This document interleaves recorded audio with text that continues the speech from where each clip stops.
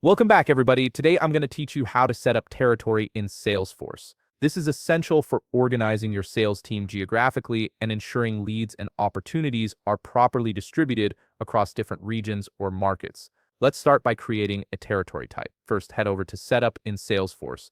In the Quick Find box at the top, type in Territory Types and select Territory Types from the results. This is where you'll define the categories that your territories will fall under, such as regions, districts, or zones. Once you're on the Territory Types page, click on New Territory Type. A form will appear asking you to fill in some key details.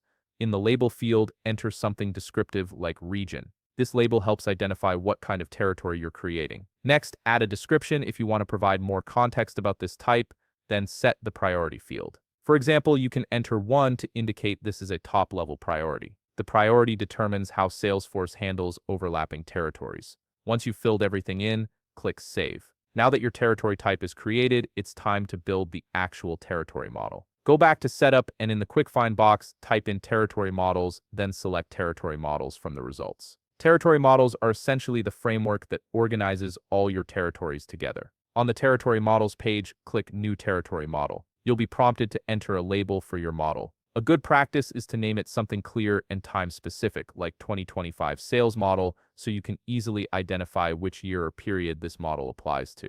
After entering the label, click Save. Your territory model is now created and ready to be populated with actual territories. Next, we'll create the top-level territory within this model. On the Territory Models page, locate your newly created model and click View Hierarchy next to it. This opens up the structure where you can add and organize your territories. If it's not already displayed, select Tree View so you can see the hierarchy more clearly. Now hover your mouse over the model name, such as 2025 Sales Model. When you do this, a small menu should appear. Click on Create Territory. This is where you'll define your first actual territory. In the Territory Label field, enter a name like North America. This represents the geographic or organizational area you're setting up. Then from the drop-down menu, select the territory type you created earlier, such as Region. Once everything looks good, click Save. And there you have it. You've successfully set up a territory structure in Salesforce complete with territory types, a model, and your first territory. This setup allows you to manage sales operations more efficiently by assigning accounts and opportunities based on location or other criteria.